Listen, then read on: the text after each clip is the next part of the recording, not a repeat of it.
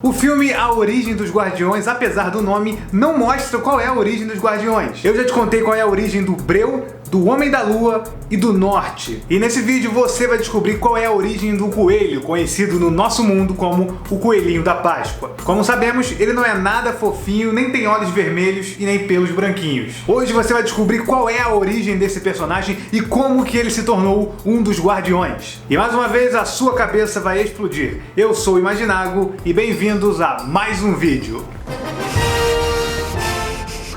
Que gelo! Coelhoberto Pascoal, esse é o nome verdadeiro do coelho, ou do coelhão, ou do Bunny Moon, que é o nome dele em inglês. E a história que eu vou te contar hoje vai ser baseada no livro Coelhoberto Pascoal no Centro da Terra, de William Joyce. Olha, esse livro é meio polêmico, na verdade. Muitos fãs não gostam muito dele porque a personalidade do coelho é meio que diferente. Primeiro que isso não faz sentido nenhum, porque o livro veio primeiro que o filme. Como é que vocês estão bolados com o livro? Segundo que a gente não sabe muita coisa sobre o coelho no filme, e eu consigo enxergar claramente que o coelho do livro é o mesmo personagem que o coelho do filme. Eles têm várias características parecidas. As pessoas ficam mesmo irritadas porque o desenho do coelho é bem diferente. Ele usa um roupão na ilustração oficial do William Joyce. Mas isso é ok, o Breu também é diferente do Breu do filme, isso se chama adaptação. A única diferença do coelho do filme pro coelho do livro é simplesmente a aparência dele, que eu sinceramente acho muito melhor a aparência de todos eles no filme da DreamWorks. Eu vou explicar tudo isso nesse vídeo. Vamos direto entender da onde que veio esse coelho. Para começar, ele não é um coelho. O coelhão é um alienígena da raça Pulca e é o último da sua espécie. Isso porque o Breu, o rei dos pesadelos,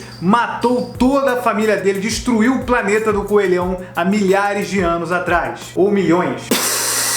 Bom, como eu disse, o coelho é um Pulca, uma raça alienígena gigantesca que lembra um pouco um coelho misturado com um ser humano. Essa raça é mais intelectual e é ligada à filosofia e à sabedoria. Eles também são super habilidosos por causa dos seus corpos muito ágeis. Eles são seres extremamente velozes. O coelhão, inclusive, é tão rápido que ele consegue viver no presente e no passado ao mesmo tempo. Ele vai pulando de tempo em tempo, de tão rápido que ele é. Na verdade, o coelho é meio que o guardião do tempo. Ele mantém as coisas funcionando perfeitamente. Ele cuida para que ninguém altere o tempo de forma alguma. Lembra no episódio sobre a origem do Norte, onde eu falei que ele teve um mago ultra poderoso como mestre? E que o mago Wombrick era não só o mago mais poderoso da Terra, como também o ser humano mais antigo do planeta. Então, na verdade, ele é o ser humano mais poderoso e mais antigo do planeta. Porque o ser mais poderoso e mais antigo que vive no planeta Terra é o coelhão. Inclusive, ele é o mestre do Norte. Ou seja, o coelhão é mais forte que o Norte. O coelho vive dando saltos no tempo para tentar evitar que alguém mude o destino de outras pessoas. Por exemplo, o mago Wombrick, o mestre do Norte, uma vez tentou ir para o passado para impedir que o Breu seja tomado pelos medonhos e assim evitar a destruição da Era de Ouro, que foi o que aconteceu. Só que aí o coelhão surgiu do nada, encostou nele com um cajado e mandou ele de volta pro presente assim. Porque segundo ele, as coisas precisam acontecer da forma que elas aconteceram. Nada pode mudar isso. Alterar o tempo pode gerar uma situação perigosa e não prevista. Ok, o Breu cometeu um genocídio no universo e matou bilhões de pessoas? Sim, só que se isso não tivesse acontecido, o Homem da Lua não teria vindo para a Terra. Consequentemente, os Guardiões não existiriam, e quando os medonhos escapassem em algum momento que isso iria acontecer, não ia ter ninguém para derrotá-los. Não dá para saber, então é melhor evitar. Inclusive, no momento em que o mago volta no tempo para tentar entender o que aconteceu com o Breu, na noite em que ele foi possuído pelo exército de medonhos, ele descobre a verdadeira história por trás disso, que o Breu, na verdade, tinha uma filha. Como vocês devem se lembrar, eu disse lá no vídeo sobre a origem do Breu que ele era um general de guerra, um herói da Guerra de Ouro que se ofereceu para ser o carcereiro dos medonhos. Ou seja, ele era o guarda que protegia a única entrada da prisão desses seres das trevas. Só que, como eu também disse, todo dia os seres medonhos ficavam lá tentando o Breu a abrir um pouquinho a porta para que eles possam respirar um pouco mais. O Breu sempre resistiu, principalmente porque ele tinha um colar com a foto da sua filha. Ele sempre olhava para esse colar toda vez que ele estava quase caindo na tentação de abrir a porta para os medonhos. Só que em algum momento os medonhos perceberam que ele tinha uma filha, que ele tinha um colar e usaram isso contra ele. Os medonhos simularam a voz exata da filha do Breu. Eles começaram a pedir ajuda do Breu com a voz da sua própria filha. Ele tentou resistir bastante, na verdade, mas realmente parecia que a filha dele estava presa lá dentro da prisão dos medonhos. O Breu não conseguiu resistir à tentação de salvar a sua filha e quando ele abriu a porta, porta, todos eles fugiram e possuíram o corpo dele. Então, se antes ele era um herói de guerra e um pai amoroso, agora ele é essa criatura das trevas que a gente conhece, um mal atrasado com uma pitada de psicopatia. Seu objetivo agora é transformar o sonho das crianças em pesadelo, principalmente a das crianças que nunca tiveram um pesadelo na vida. Cara, o Breu é literalmente uma das vítimas dos medonhos. Ele é usado apenas para satisfazer os desejos desses medonhos, mas ele dizimou bilhares de pessoas no universo, então ele precisa ser detido. Enfim, voltando para a história do coelho, após ter o seu planeta destruído pelo Breu, o coelho veio para a Terra refugiado. O mundo ainda não tinha quase nada. Inclusive, o planeta Terra era oval quando ele chegou. Só que percebendo que em formato oval o planeta Terra estava indo cada vez mais para perto do Sol, ele foi lá, tirou um punhado de terra e outro e deixou a Terra redonda. Tudo isso cavando.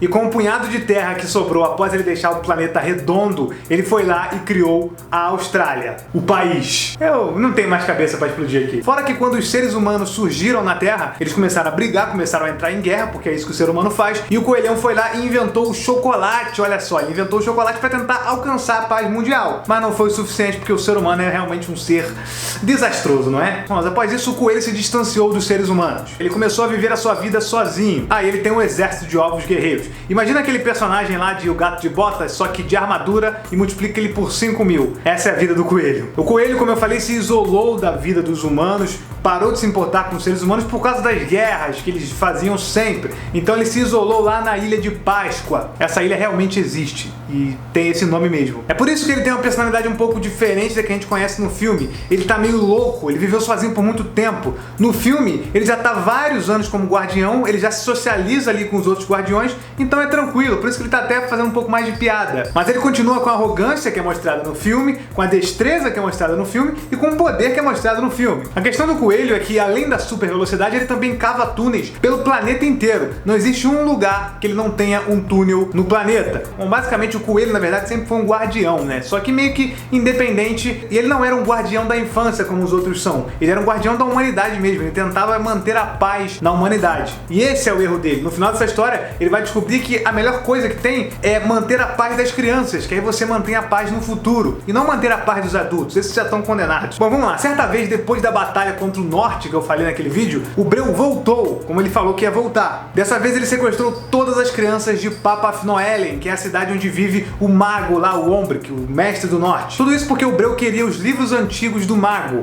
para poder aprender magia e ficar mais poderoso. Ele levou todas as crianças para o centro da Terra, que era o seu novo esconderijo. Só que dessa vez, propositalmente, ele deixou rastros para que o mago e o Norte soubessem onde ele estava para poder fazer a troca. Olha só, eu te dou as crianças e você me dá os livros para aprender a magia e destruir o mundo e as crianças. Bom, o mago teve que ficar na cidade de Papafnoelen para poder destransformar e expulsar todo tipo de trevas que o Breu deixou por lá quando foi. Norte então foi para a Ilha de Páscoa com a ajuda da sua espada guia, que o Homem da Lua deu para ele, que pertencia ao pai do Homem da Lua. Olha só que história. Essa espada era incapaz de ferir os amigos do Norte e até ele mesmo. E como eu falei, ela também servia de guia para encontrar relíquias poderosas capazes de derrotar o Breu. Uma dessas relíquias era um ovo, que só o coelho tinha. Então a espada foi lá e guiou o Norte até a Ilha de Páscoa. E aí começou uma grande rivalidade, porque o Norte não foi muito com a cara do coelho de primeira, e nem o coelho com a cara dele, porque mesmo após ele saber que ele era um alienígena, o Norte continuou chamando ele de Homem-Coelho, e isso deixava o coelho extremamente pistola. Eles dois, inclusive, quase chegaram a lutar sério quando o Norte tentou roubar a relíquia à força. Mano, quase que o Norte tomou a maior surra da vida dele, meu Deus! Eu sei que o coelho ganharia do Norte, porque quando o Norte viu o coelho em ação, lutando, ele mesmo chegou a tremer um pouquinho. E olha que o Norte é um cara mega poderoso, assim. Se você viu o vídeo sobre a origem dele, você sabe que o cara não é pra qualquer um, não. O cara é realmente forte. E pra ele tremer na base pra um cara, é porque esse cara tem que ser mais forte que ele. No caso, o coelho. Porque o coelho, ele tem um lance que ele não mostra os poderes dele de primeira. Ele mostra só o necessário. Ele é muito mais poderoso do que ele aparenta ser. Mas depois de muita conversa, muita enrolação, quase eles saírem na pregada ali dentro da Ilha de Páscoa, o coelho finalmente aceitou e foi com o Norte até o centro da Terra através de um túnel dele. E aí deram de cara com o exército exército do Breu. Só que dessa vez, eles provavelmente iriam perder a luta. Mesmo com a relíquia, que era bem poderosa, mesmo com o coelho, que era bem poderoso, mesmo com o norte, que era extremamente poderoso, eles não iam conseguir derrotar o exército do Breu sozinho, porque além de ser milhares de seres medonhos, eles também estavam com armaduras agora. O coelho chegou a derrotar grande parte do exército dos medonhos, mas ainda assim eram muitos. O norte, inclusive, chegou a ser perfurado no peito com a espada do Breu. Ele quase morreu de novo. Mas a menina Catherine salvou o dia. Ela é a criança mais interessante lá da cidade de Papafnoelen do Mago. E por isso ela foi junto com o norte e com o coelho pro centro da terra tentar derrotar o Breu. Porque ela também ajudou o norte a derrotar o Breu da última vez. O mago Ombric, quando ele foi pro passado ver como que o Breu foi possuído pelos medonhos, ele pegou o colar que tinha a foto da filha dele, porque ia cair no chão, ia ficar perdido, então ele foi lá e pegou, antes do coelho mandar ele de volta pro presente. Essa menininha, a Catherine, pegou o colar e quando o Breu estava prestes a matar o norte, ela mostrou pra ele a foto da filha dele. Isso foi completamente inesperado, o Breu até tentou resistir minimamente ali, mas não conseguiu.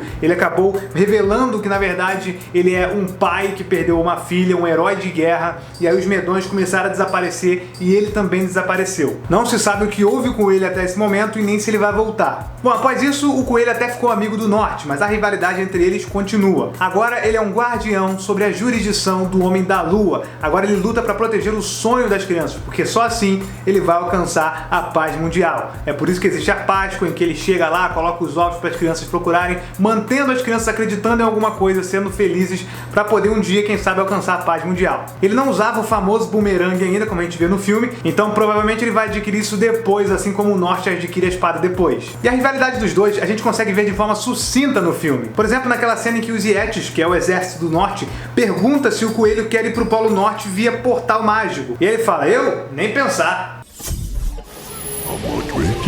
Eu? Nem pensar. A gente se vê no polo. Óbvio, ele não iria utilizar um portal que foi feito por um artefato criado pelo norte. E o filme também, de forma muito sucinta, mostra que o coelho, mesmo correndo pelo túnel que ele fez, chegou no Polo Norte primeiro que os Yetis, que usaram um teletransporte.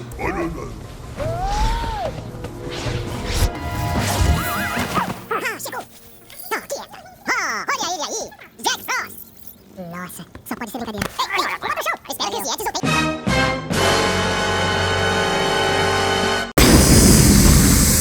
Bem, essa é a história especificamente do coelhão, eu tô aqui focando apenas nele. E a pergunta que fica sempre depois que eu conto uma história da origem de algum personagem desse filme é: DreamWorks, cadê a continuação? É isso, se você gostou e apoia essa série, deixa o seu like aqui nesse vídeo pra você mostrar pro YouTube que você tá gostando do que eu tô fazendo aqui. A gente se vê num próximo vídeo onde eu vou contar a história de mais um dos Guardiões da Infância.